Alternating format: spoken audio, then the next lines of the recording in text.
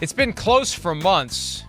There was a report last night that it's done. Multiple other reports say it's not quite done yet, but it's getting there. Roger Goodell, a contract extension that will keep him in the job as NFL commissioner into 2027. He got the job in 2006. That'll be 21 years. And one of the things that we don't know any longer is how much he makes. You know, there was that period of time when enemies of the NFL constantly banged on the idea that the league is tax exempt, and they tried to create this impression that the NFL teams are paying no taxes, and that was just disingenuous and bogus. And the problem is the NFL eventually caved in and shifted the overall structure because the money always passed through the league office to the teams, and the teams paid the tax.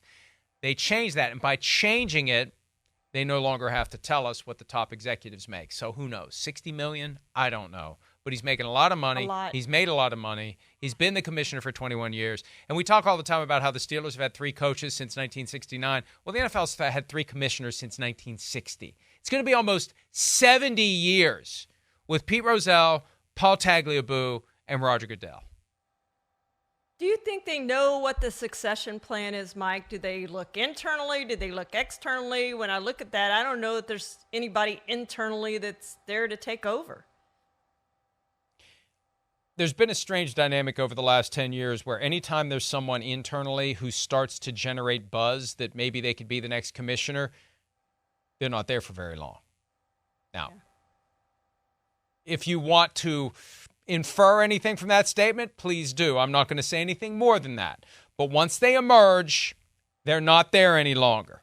And I think that's one of the things that they intended to bake into this contract, a clear commitment from the commissioner that he will embrace the idea that he's not going to have the job forever, and he needs to get his successor ready so there is a successful transition to whoever the next commissioner is.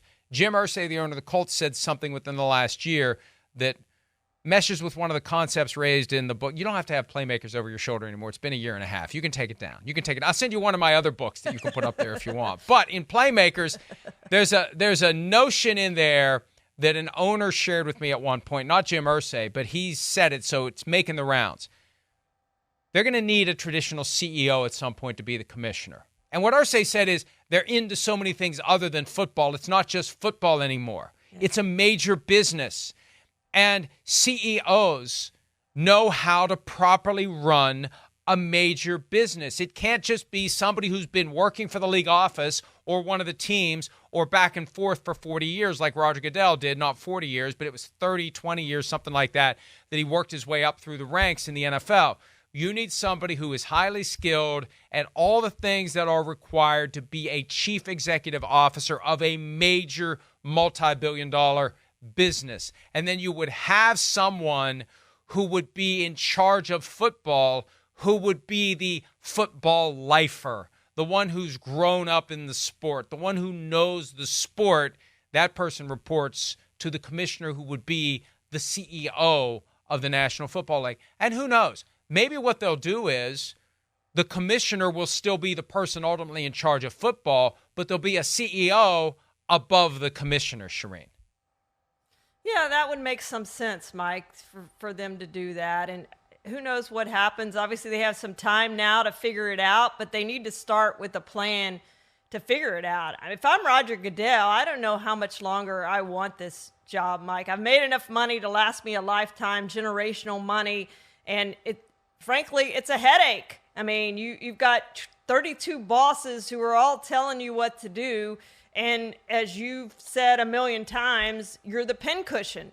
At some point, you don't want to be that pincushion anymore. You want to go enjoy life and enjoy all that money you've accumulated and do something else. So maybe that's the end. Maybe he goes through this final contract through 2027 and then calls it a career, and they find somebody else, however that's structured, whoever that is.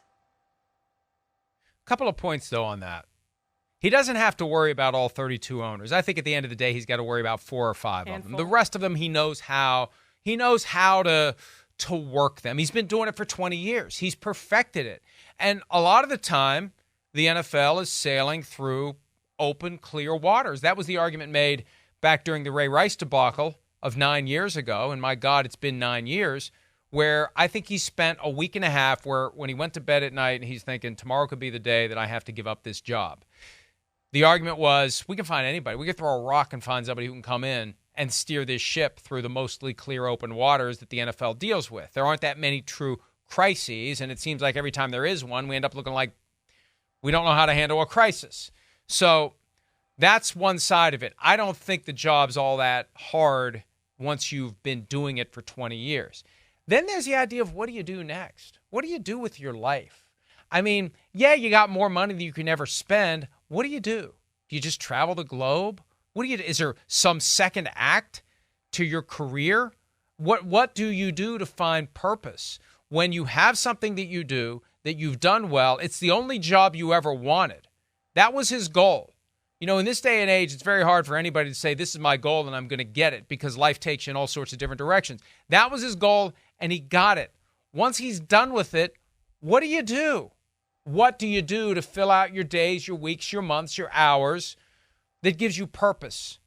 It can't just be checking all your bank accounts and your investments and making sure that your money's still there every day. What does Paul Tagliabue do? I mean, he's dropped off the face of the earth since he retired, however many years ago that was. And we really haven't heard from him. Made the Pro Football Hall of Fame. That's the next time we heard from him. We haven't heard from him since. So it's a great question. What did he do after he retired to have that purpose? You just spend time with grandkids and things like that? I don't know, but it is a great question about what you do after you finish this. It's got to be difficult to go from such a public life of power, influence, and wealth to grandpa. And you know what? You made a good point. One of Roger Goodell's purposes once he's done is to work all the angles behind the scenes to get to the Hall of Fame. Because Tagliabue did that. Yeah. Tagliabue worked it to get to the Hall of Fame. It's a very political process. And Tagliabue got in despite the fact that he was directly involved in the chronic and systematic downplaying of head trauma with the mild traumatic brain injury committee that was just a ruse for delaying the inevitable reckoning the NFL eventually had to deal with. One of Goodell's agenda items is going to be get that bronze bust in Canton. That's going to give him purpose for 5 years or longer as he tries to get into the Hall of Fame. And I'm not saying he should or shouldn't be. All I'm saying is that's one of the things that will give him some purpose post-retirement. Hi, it's Mike Florio. Thanks for watching PFT on YouTube. Hit subscribe for the latest news and analysis from Pro Football Talk.